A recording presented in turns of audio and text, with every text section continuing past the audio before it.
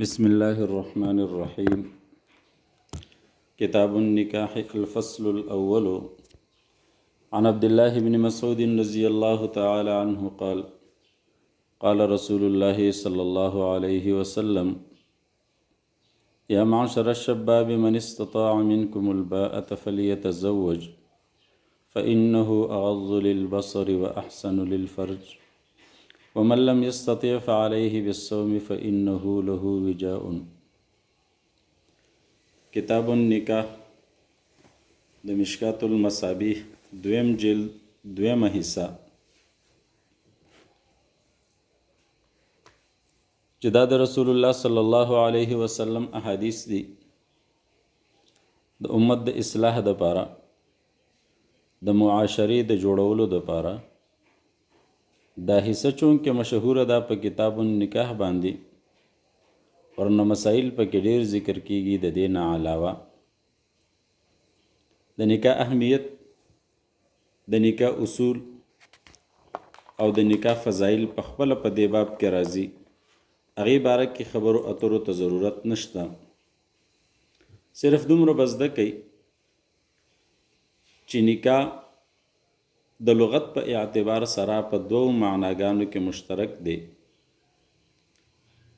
په معنا د عقد سره راځي ایجاب او قبول سره، او په معنا د وطء سره راځي. بعضی شارحین وایي چې په عقد کې حقیقت دی، یعنی د نکاح حقیقی معنا چې دا هغه عقد دی چې ایجاب او قبول دی، او د وطء د پاره استعمالیږي مجازن. بیا د نکاح حکم څه دی؟ نو په عامو حالاتو کې چې کله داسې وي چې سړي سره نفقه مهر ارسه برابر وي، د صحت په اعتبار سره هم دی د حالاتو نه نارمل دی، په زنا کې د واقع کېدو خطر هم ډېره نشته، نو نکاح بیا سنت مؤکده ده. او زمونږ د احناف مذهب هم دا دی چې یو سړی د نفلو د پاره ځان فارغوي او نکاح نه کوي چې زه به عبادت کوم، ذکرونه او تلاوتونه به کوم او درسونه به کوم، او دې ته ځان فارغوي نکاح نه کوي، نو شوافع وایي دا بهتر دي، خو زمونږ احناف وایي نه، نکاح بهتره ده. بچی پیدا کول، د رسول الله صلی الله علیه وسلم امت سیوا کول، دا د نفل عبادت نه بهتر دی. او د هغې وجه دا ده چې حدیثو کې به رستو تاسو ته راشي چې په نکاح سره د سړي نیم ایمان محفوظ کیږي، د اعمالو ثواب چې وي هغه ورسره دوچند کیږي. څنګه د عام انسان هغه نوافل وي، یا د شپې تهجدو ته پاڅي مثلا، یا داسې بل عبادت کوي، نو د عام عبادت اجر او ثواب ورته ملاویږي. خو چې کله دې شادي شده دی، نکاح شوی دا زنانه وي که نارینه وي، او د هغې باوجود هم بیا د نفل کوي، مثلا تهجد کوي یا د ورځې عبادت کوي، نو دته بیا د چند ثواب ملاویږي. بیا هغه زنانه چې د هغې نکاح شوی وي او هغه د هغې سره د کور خدمتونه هم کوي، د خاوند خدمت هم کوي، او د الله عبادت او بندګي هم کوي، نو په دې ورته جنت هم ملاویږي. نو به هر صورت فضایل په خپله باندې راځي، خو نکاح بهتر ده د نفلي عبادت نه. او عند التوقان واجب، چې کله داسې دي چې طاقت د سړي ډیر دی، ځوانۍ کې دی، پیسې هم ورسره ډیرې دي، په زنا کې د واقع کېدو خطر شته، نو بیا په داسې صورت کې نکاح کول دا واجب دي. او چې نه ډیر طاقت شته، نه ډیر مال شته، نه د زنا خطر شته، بیا مستحب ده. البته یو داسې ښځه یا داسې سړی چې هغه بد اخلاقه وي او هغه د چا سره یو ځای ژوند نشي تیرولی، نو که دی ته غالب ګمان دا دی چیرې حقوق د زوجیت نشي ادا کولی، مثلا ښځه د خاوند سره په اخلاقو ژوند نشي تیرولی، ورته پته ده، بیا ورله نکاح مکروه ده، او که یقیني دی نو بیا ورله نکاح حرامه ده. دای حکم شو ارکانی چې دی ایجاب او قبول دی د دوو شیزونو نه نکاح مرکب د یو ته ایجاب و یو ته قبول وي. په ښځه او خاوند کې اول کلام د متعاقدینو چې وي هغې ته ایجاب ویلی کېږي، دویم کلام د متعاقدینو ته قبول ویلی کېږي. دوه ګواهان د نکاح دپاره دا د شرط په درجه کې دي، د دوو ګواهانو نه غیر نکاح نه کېږي. مهر ورله شرط دی، البته د مهر یادولو نه بغیر هم نکاح کېږي، مهر لازمیږي. اتحاد د مجلس ورله ضروری دی چې ښځه او خاوند چې د چا نکاح کېږي دا به په یو مجلس کې ناست وي. بیا که دواړه په یو مجلس کې نشي کېناستی نو یا د ښځې وکیل هلته موجود وي سړی په خپله باندې وي، یا د سړي وکیل هلته موجود وي ښځه په خپله باندې وي. نو اتحاد د مجلس ورله ضروری دی. دا اجمالی یو څو خبرې وي، نور احادیثو ته ګورئ. عن عبد الله بن مسعود رضی الله تعالی عنه قال قال رسول الله صلی الله علیه وسلم یا معشر الشباب، ای د ځوانانو ټولګی یا د ځوانانو ډلې. شباب دا جمع د شابون ده، جوان ته ویلی کېږي. من استطاع منکم الباءة فلیتزوج، تاسو کې چې د چا طاقت وي د نفقې ورکولو، د خرچې کولو، چې ښځې ته مهر هم ورکولی شي او دارنګې د هغې بې خرچه هم برداشت کولی شي، ضروري خرچه. الباءة بعضې شارحینو دلته معنا په طاقت سره کړې ده، په جما سره، چې څوک د جما طاقت لري. خو دلته دا معنا صحیح نه ده. وجه دا د ومن لم یستطع فعلیه بالصوم رستو راځي چې د چا طاقت نه وي نو هلته بیا د طاقت نه مالی طاقت مراد دی. نو دلته هم د الباءة نه مهر او نفقه اخیستل دا ضروری دي. نو چې د چا طاقت وي مهر ورکولی شي، نفقه برداشت کولی شي، فلیتزوج، نو نکاح دی وکړي، واده دی وکړي. فإنه أغض للبصر وأحسن للفرج، نکاح سره نظر ټیټیږي، سترګې ورسره ښکته کېږي. سترګې ورسره څنګه ښکته کېږي؟ مطلب دا دی چې شهوت ورسره کمیږي، بیا پردو سړو پردو ښځو پسې ګوري نه. واحسن للفرج، عورت ورسره محفوظ کېږي، عزت ورسره محفوظ کېږي. ومن لم یستطع فعلیه بالصوم، او څوک چې د نکاح طاقت نه لري نو بیا د شهوت کمولو دپاره د روجې نیسي. فإنه له وجاء، دا روجې نیول د دې دپاره وجاء، دا د شهوت ماتول دي، ختمول دي. عن سعد بن ابي وقاص رضی الله تعالی عنه قال رد رسول الله صلی الله علیه وسلم على عثمان بن مزعون التبتل. سعد بن ابي وقاص رضی الله تعالی عنه فرمایي چې رسول الله صلی الله علیه وسلم عثمان رضی الله تعالی عنه ته، عثمان ابن مزعون دا عام عثمان نه دی، کوم چې مشهور صحابي دی چې من خلک ورته عثمان غنی وایو، د رسول الله مبارک زومو هغه نه دی. عثمان ابن مزعون دا بل صحابي دی د رسول الله مبارک رضاعي ورورو.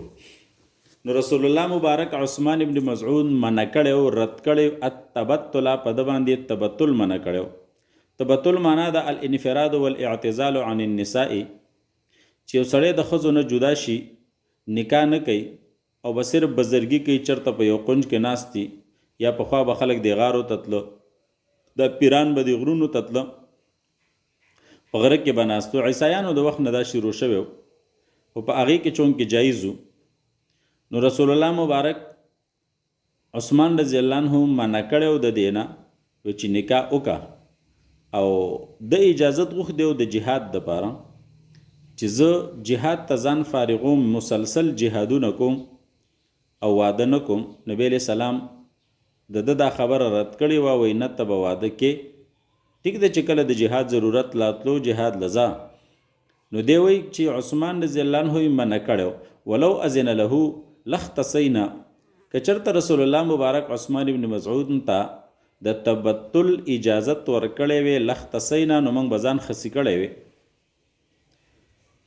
نو تبتل نکاح نه کول دا خو یو صورت دی، ځان خصي کول دا خو جایز نه دی، خپل شهوت ختمول، امردانی قوت ختمول.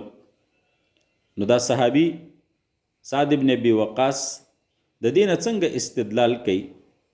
نو شارحین د حدیث وایي چې دلته د اختصا معنا دا نه ده چې خپل رګونه کټ کی مثلا یا اندامونه کټ کی، بلکې د دې مقصد دا دی چې منګه با په دې تبتل کې مبالغه کړې وي، چې څنګه عثمان ابن مزعون کومه طریقې اختیارول نو داغه نه به موږ ډیر کوشش کړی وي، ډیر زیاتې روجې به م نیولې، مثلا ډیر زیات عبادتونه به م کولې چې موږ به بالکل داسې ګرځېدلي وي لکه د زنانو په شانت. نو د اختصا دغه معنا ده. او کوم سړی چې عبادت ډیر کوي، خوراک ساده کوي، نو په خپله باندې سړی هغه شهوتونه کمیږي، نو دی وایي چې موږ به دې کې مبالغه کړې وي، ځان به هم ښه کمزوری کړی وي. خو جایز نه دي، به هر صورت نه اختصا جایزه ده. د انسانانو دپاره خو بالکل جایز نه دي، البته د حیواناتو دپاره نو چې کوم حیوانات داسې وي چې د هغې غوښه خوړلی کیږي لکه ګډ چیلې یا سخې مثلا، نو د هغې اختصا جایز ده خصي کول. د هغې وجه دی چې په هغې کې هغه غوښه چې وي د هغې خوږیږي، قوت پکې پیدا کیږي. اکثر پخوا به خلکو کو د قربانۍ د مال سره، نو جایز دي. وعن ابي هريره رضي الله تعالى عنه قال قال رسول الله صلى الله عليه وسلم تنكح المرأة لأربعين، نکاح کولی شي د ښځو سره لأربعين د څلورو صفاتو په وجه باندې، د څلورو خصلتونو د وجه نه. یعنې خلک چې نکاح کوي، واده کوي، نو په ښځه کې د څلورو خبرو خیال ساتي چې د هغې تالاش کوي. لمالها د مالدارۍ د وجه نه بعضې خلک دنیا پرسته وي، نو هغوی به ګوري و یاره دا ښځه مالداره ده، دا د مالداره سړي لور ده، پیسې ورسره ډېرې دي، مثلا جایداد دی، پلاټونه دي، پراپرټي ده.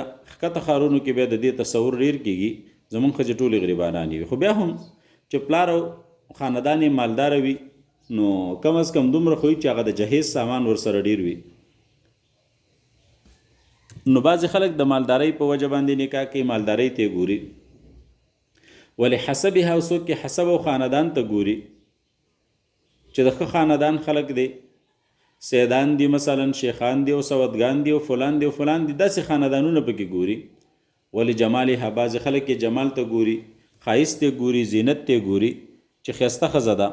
ولی دینها، او بعضې خلک پکې دیندارۍ ته ګوري چې دا فاضله ده او دا عالمه ده او دا دینداره ده او تهجد گزاره ده. نو دا څلور صفات داسې دي چې خلک په ښځو کې دا صفات لټوي او د هغې په وجه ورسره نکاح کوي. نو په دې کې کم یو بهتر دی؟ نبی علیه السلام فرمایي فظفر بذات الدین. صحابي ته وایي ته په دینداره ښځه باندې ځان کامیاب کا، په دینداره ښځه باندې ځان کامیاب کا. ځان په څنګه کامیاب کا؟ معنا دا ده چې ته کله ښځه کې او واده کې نو دینداره ښځه کوه، نو دا به ستا دپاره د دنیا هم کامیابي وي، ژوند به دې ښه تېرېږي، او چې په خپله دینداره نو تا به هم ځان دیندارۍ طرف ته به دې راولي، نو آخرت به هم دې ورسره بهتر وي. خو بچیانو یاد به ساتئ، دلته ګورې دینداره ویلي، دینداره. بعضې زموږ علاقو کې ډېر شکایت موږ ته راځي، زموږ د مدرسو نه راوتلي جنکۍ فاضلات وي او کور والا خلک ته سخت تنګ وي، بد اخلاقي کوي. نو دین دې ته ویلی کېږي چې اخلاق یې ښه وي، د مانځه د اوداسه خیال ساتي، د خپلې فردې خیال ساتي، او د خاوند او د لیور په منځ کې فرق کوي، د خپل سخره او د خواښې خیال ساتي وغیره وغیره. نو دغه دینداره ده. که سبق یې ویلی او که نه ویلی، نو دغه خبرو ته خیال ډېر پکار دی. تریبت یا دا که د دې معنا خپله دا ده چې ستا لاسونه دې په خاورو کې ککړ شي، خو دا خو یو قسمه خیره ده، خو دلته تېنه مراد خیره نه ده، بلکې عرب چې دي داسې قسمه الفاظ د اسې محاوره کې استعمالی په خپلو کلماتو کې، خو مقصود په دې کې خیره نه وي. اکثر زنانه دا لفظ په غم ش ډېر استعمالی، نو د هغې مقصود دا نه چې ته دې په غم باندې واوړي، خو بس دی اسې په خوله کې داسې عادت شوی مسلسل یې وایي. څوک وایي ورک شه مرداره، نو ورک شه او پناه شه او فلان شه، دا ټول خیرې دي، خو موږ خلک خو د خیرو په طور باندې نه استعمالو. نو د تریبت یا دا کم دقه معنا ده. خپله معنی ده چې ستا لاسونه دې ککړ شي، خو دلته د لاسونو ککړوالی مراد نه دی، زلالت مراد نه دی، بلکې هسې محاوره ده. وعن عبد الله بن عمرو رضی الله تعالی عنهما قال قال رسول الله صلی الله علیه وسلم الدنیا كلها متاع.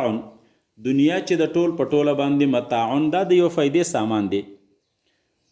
صرف د فایدې اخستلو چې دا مثلا کټ ستا دی نو ته به د فایده والی پکې څه به هم شپه به تېره کړي، که دا لوښی ستا دی ته به پکې خوراک وکړې، مثلا اوبه به پکې راواچې، که دا کور ستا دی ته به پکې یو څو ورځې تېرې کړي. نو ټول شیزونه د دنیا داسې دي چې دا د فایدې دپاره دی، د لږ وقتي طور چې وي نو هغه د متاع. او اصل کې د متاع خپله معنا چې کومه ده لغوي معنا ډېرې شوي دي، خو اصلي معنی اوریجنل دا ده چې دا کوم لوښی چې زنانه پې باندې دا داسې کپړه وي چې زنانه پې باندې دا لوښي موښي وینځي، شوړه ورته تاسو وایي. نو د متاع خپله معنا ده چې دا دقه شوړه چې ورته ویلی کېږي، دا لوښي پې چې زنانه وینځي دقې د متاع ویلی کېږي. یا هغه کپړه چې کله زنانه دا وړه په قلپۍ کې واچوي او په هغې د پاسه باندې یو کپړه به زنانو پخوا جوړه کړې وه، اوس پته نه لګي، اوس خو کیسې بدل شوي دي لږې، خو پخوا به داسې د لرګي کټۍ وي، وړه به یې چې واغږل نو په هغه کټۍ کې به یې کېښوسته، نو بیا به دې زنانو ورله داسې یو پیړه غونته کې کپړه جوړه کړې وه، په هغه کټۍ د پاسه بیا راخوروله، نو دقه کپړې ته متاع ویلی کېږي.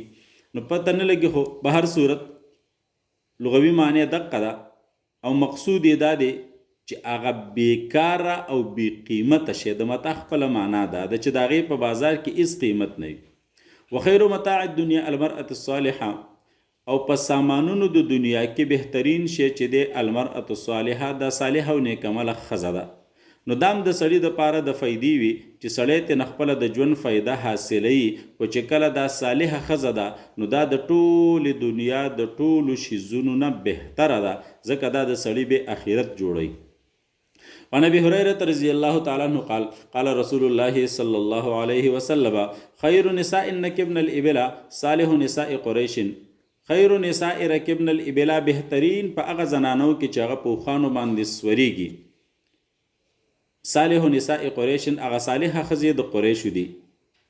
د نساء ان مراد د عربو زنانه دي. وجه دا د رکبن الابل چې په اوښانو سوریږي، نو په عربو کې د اوښانو د سفر عادت او رواج ډیر زیاتو، ټولو زنانو به په اوښانو باندې سورلي کوله. نو مطلب دا دی چې دا کمې زنانه په اوښانو باندې سورلي کوي د عربو زنانه، په دې کې د قریشو زنانه ډېرې بهتري دي. ولې بهتري دي؟ وجه څه ده؟ دا بهتري هر څوک په ځان کې پیدا کولی شي.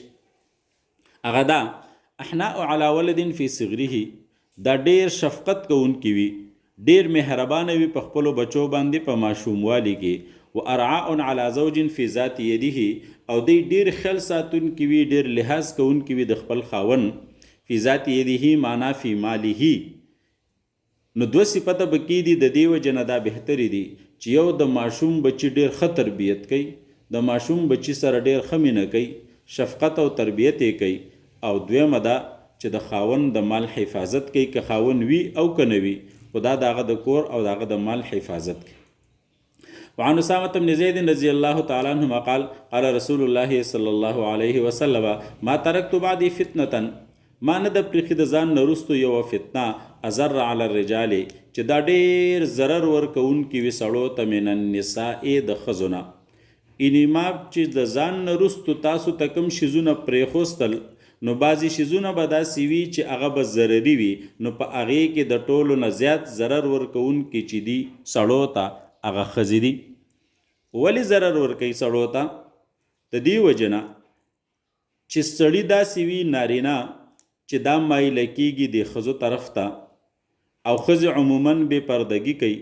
نو چې بې پردګي کوي سړی هغې طرف ته مایله کېږي، نو د نظر حفاظت خو پکې لاړې، د نظر ګناه پکې شروع شوله، او ډېر کره طبیع په ګناه کې واقع شي، د هغې وجې نه زنا وکړي، او دارنګې نور مصیبتونه او پریشانۍ ترې نه جوړې شي. یا تینا مراد خپلې ښځې دي، خپلې ښځې چې د سړي خپله منکوحه وي، نو دا ضرر ورکوونکي د سړي ته څه وجه باندې؟ په دې وجه باندې چې کله دا زنانه داسې وي چې د دې ډېر زیات خواهشات وي، پلانۍ قسم جوړه راوړه، پلانې شي راله راوړه، پلانې راله راوړه، او هلته مې بوز او دلته په اتم کلی کې به مړی وي هغې ته به ځان رسئ او کله به وایي چینی وړم او کله به وایي غوړي وړم او کله به څه وایي. نو سړی به داسې وي چې کله د هغې خرچه پوره کولی شي کله نشي پوره کولی او دای ترېنه خامخا غواړي. نو کله نا کله بلکې اکثر اوقاتو کې سړی د ښځې په وجه باندې په حرامو کې مبتلا شي. بیا حرام او حلال نه ګوري خو صرف پیسې را جمع کوي ولې چې ښځې ترېنه هلته غواړي. کور ته چې څه سامان راوړي د اخلي پخلي نو 5 ورځې بلانۍ تېرې شوي چې هر څه بیا کنګال کړي بیا راوړه بیا چې راوړي 5 ورځې نه شوي وي بیا راوړه. نو د دې وجې نه سړی په حرامو ګټلو کې په حرامو پیدا کولو کې مبتلا شي. دارنګې جهاد له ترېنه نشي تللی تبلیغ له ترېنه نشي تللی نور داسې د دین کارونه وغیره ترېنه نشي کولی نو دغه خپلې ښځې سړو ته ضرر ورکوونکي وګرځي. عن ابي سعيد الخدري رضي الله تعالى عنه قال قال رسول الله صلى الله عليه وسلم الدنيا حلوة خضرة دنیا خوږه ده او شنه ده. یعنې ظاهري نظر سره چې ورته ګوري نو شنه ده. شنه معنا دا ده چې سړی ورته مایله کیږي او دنیا چونکې ټول مال دی او مال ویلی کیږي دې ته یمیلو الیه نفسه چې د سړي نفس هغې طرف ته میلان کوي او چې استعمالی نو خوږه ده نو خوږم ده او شنم ده. و ان الله مستخلفکم فیها الله رب العزت تاسو په دې کې خلیفګان ګرځولی استی خپل نایبین یې پکې ګرځولی استی. یعنې مطلب دا دی چې دا دنیا الله رب العزت عارضي طور باندې تاسو ته پرېښې ده. څومره نظام چې دی تاسو ته حواله کړی دی دا ټول شیزونه تاسو استعمالوي او تاسو ته نه فایده اخلي. د دې معنا دغه د مستخلفکم مطلب دا شو چې تاسو په دې کې خلیفګان یې د الله نایبین یې. فینظر کیف تعملون به الله رب العزت ګوري چې تاسو څنګه اعمال کوئ په څه طریقې سره اعمال کوئ. فتقوا الدنیا ځان وساتئ تاسو د دنیا نه واتقوا النساء او د ښځو نه ځان وساتئ. فإن اول فتنة بني اسرائیل اولنۍ فتنه په بني اسرائیلو کې کانت فی النساء دام د ښځو د وجې نه. په بني اسرائیلو کې اولنۍ فتنه چې دا نو دا د ښځو د وجې نه پیدا شوې وه.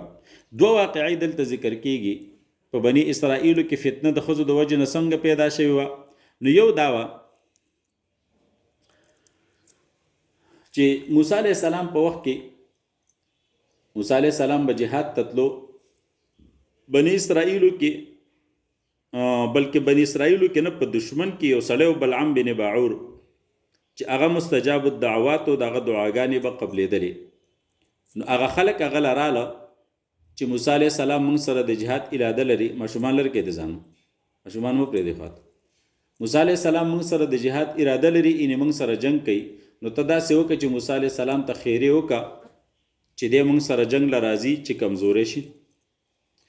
نو ده خو اول انکار کولو چې یاره زه پیغمبر ته خیرې نه کومه خو بیا دې خلکو ورله تحفې او تحایف راوړه او ښځې ته یې ورله پیش کړه.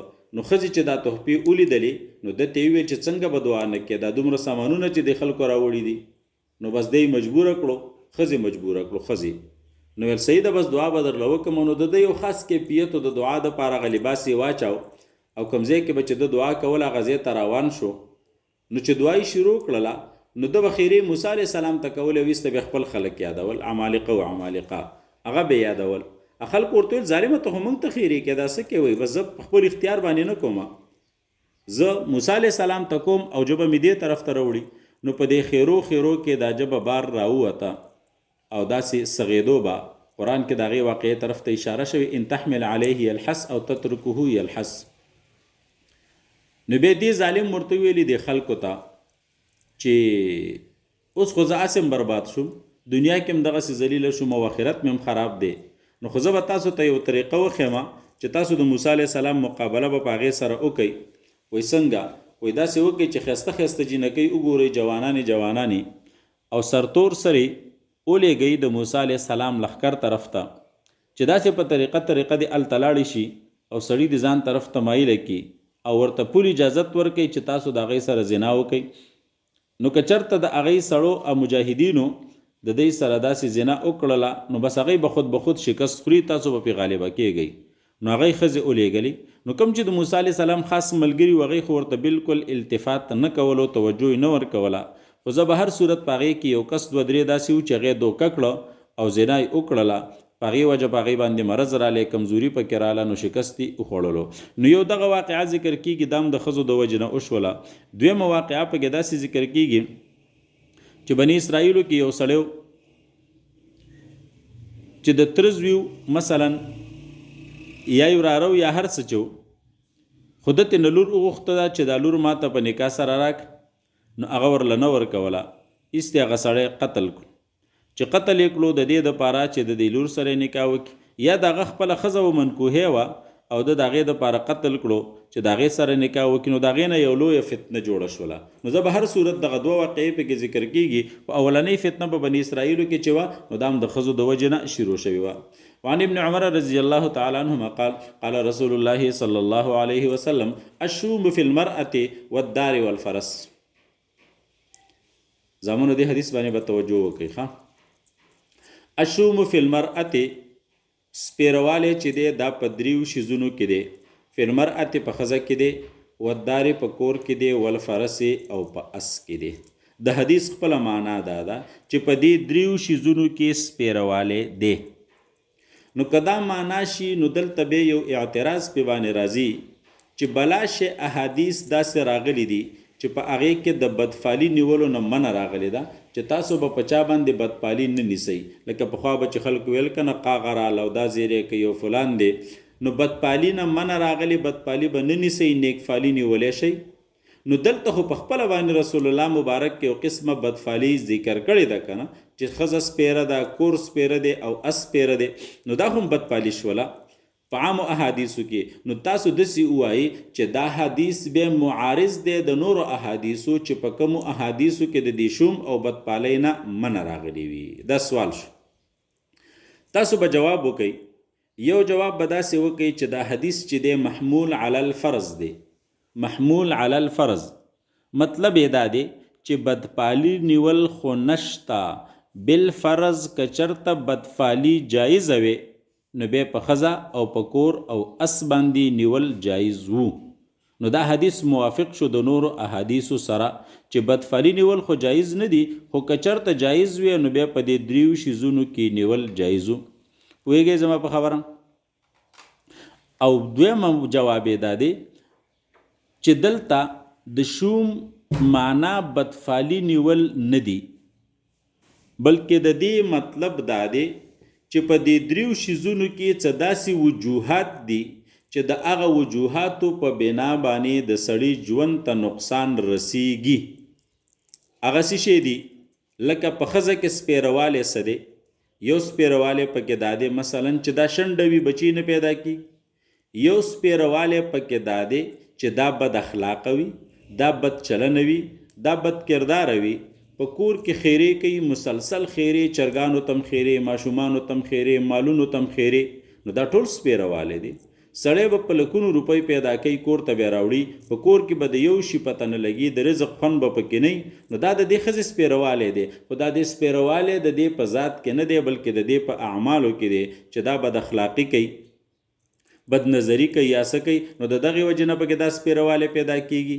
او دارنګې د کور سپیروالی دا دی چې دا تنګ وي، مثلا کچه وي او راڅاڅي، او ګاونډي دې غلط وي، د ګاونډي نه تنګي، دا د کور سپیروالی دی.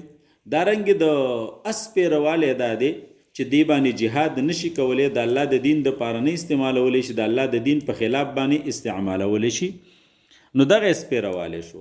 او که تاسو عامه معنا هم کوئ چې سپیروالی په ښځو کې هم شته، په کور کې هم شته، او په اسونو کې هم شته، یعنې په سورلۍ کې، نو بیا به دریم جواب داسې وکئ چې دا په هغه عموم کې خصوص دی. کومه نفي چې رسول الله مبارک د سپیروالي کړي، د عامه نفي، نو دا په هغې کې خصوص دی چې په دې دریو کې بدپالي نیول دا جایز دي، دا پکې شته، په نورو کې جایز نه دي. وفي رواية أشوم في ثلاثة في المرأة والمسكن والدابة. وعن جابر رضي الله تعالى عنه قال كنا مع النبي صلى الله عليه وسلم في غزوة فلما قفلنا هر کله چې موږ د جهاد نه واپس کېدلو، كنا قريبا من المدينة، نو موږ مدینې منورې ته نږدې شو. قلت یا رسول الله، ما ورته ویلې د الله نبی، إني حديث عهد بعرس، ما نږدې وخت کې واده کړی دی، د واده مې لږ وخت وشو. معنا دا شوله چې نوې شادي شوده یم. مطلب یې دا چې که ما ته اجازت راکړې نو چې زه په ټاپ ګیر کې ځان کور ته ورسوم، ځکه چې د واده مې ورځې نه دي شوي، تادي وه که نه، او قافله خو په قلار قلار روانه. قال رسول الله مبارک ورته وایي تزوجته، نکاح دې کړی؟ قلت ما ویل نعم، او نکاح مې کړی که نه. قال ابکر ام سیب، باکره دې کړی که سیبه دې کړی؟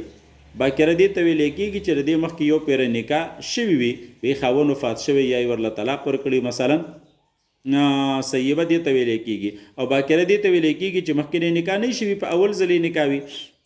قلت ما ورته ویل بل سیبن بلکې ما خو سیبه کړې ده چې د هغې مخکې نه یو پیره واده شوی دی.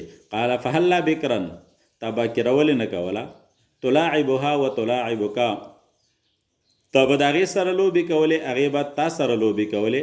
نو سیبه خو داسې وي چې د هغې دړه زور ختم شوی نو هغې کې لوبې ټوکې نه وي نو باکرې سره به د نکاح کړی وي چې یو بل سره لوبې ټوکې کولې. نو دی وایي ما ورته عذر پیش کړو چې د الله نبي اصل خبره دا ده چې زما پلار وفات شوی دی او زما وړې خویندې دي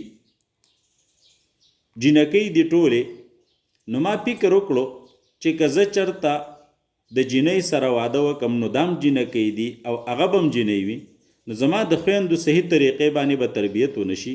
نو ما ځکه پخه ښځه وکړله سیبه چې زما د خویندو تربیت وکړي. رسول الله مبارک ورته ویل دا د ډېر بهتر کار کړی دی او دعا یې ورته وکړه. فلما قدمنا هر کله چې بیا موږ مدینې ته رالو ذهبنا لندخله موږ نیت وکړو چې بس خپلو کورونو ته لاړ شو.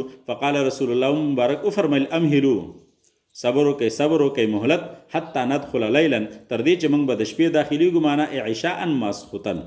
اصل کې د شپې کور ته د راتلو نه منع شوې ده سړی به کور ته د شپې نه راځي د سفر نه. دلته نبی علیه السلام فرمایي چې موږ د شپې لاړ شو نو دا منع په دغه وخت کې دا چې سړي مخکې نه کور ته اطلاع نه وي ورکړي او ډایرکټ اچانک راشي او چې کله اطلاع کړي وي کور ته خبر کړی وي نو بیا د شپې هم کور ته راتلی شي. دلته نبی علیه السلام ویل تاسو له کښېنئ نو مدینې منورې ته به چې کله نبی علیه السلام را ورسېدو خبر به شو خلکه نو بیا به لږ کېناسته لږ ناوخته به راتلو یا به چې رالی د ورځې نو مسجد نبوي کې به کېناستو ګنټه دوه درې بیا تېرې کړو نو بیا به کور ته لاړې. وجه څه وه لیکی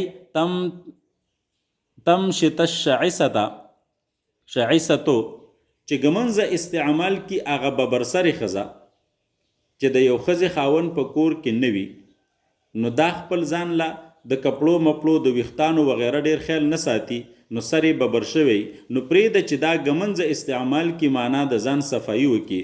وتستحد المغیبتو او حداد اوسپنې ته ویلی کېږي پترې مترې استعمالول چې ځان نه ویښته لري کي په اوسپنه باندې. دلته استحداد استعمال کړی د اوسپنه نو اوسپنه استعمالول بلیډ پترې وغیره دا د نارینهو دپاره دي د زنانو دپاره چې وي هغه پخوا به ورته نور چونه ویله اوس دې وخت کې د هغې دپاره نور قسمه دوایانې دي وغیره نو بلیډ پترې او اوسپنه استعمالول د ښځو دپاره مکروه دي. نو رسول الله مبارک ورته علت دا بیان کړو چې ته اچانک کور ته لاړ شې نو ستا ښځه به داسې وي چې ګډه وډه به وي او وجود به اینې کپړې به صفا نه وي ویښته به ګډ وډ وي نو عموما د سړي بیا په داسې حال کې د ښځې نه نفرت پیدا شي. نو تاسو لږ صبر وکئ لږ انتظار وکئ چې ښځو ته هم اطلاع میلاو شي چې سړي راځي یا را رسېدلی دي نو چې هغې خپل ځان برابر کړي د خپل ځان صفایي وکړي. بس دی دومره.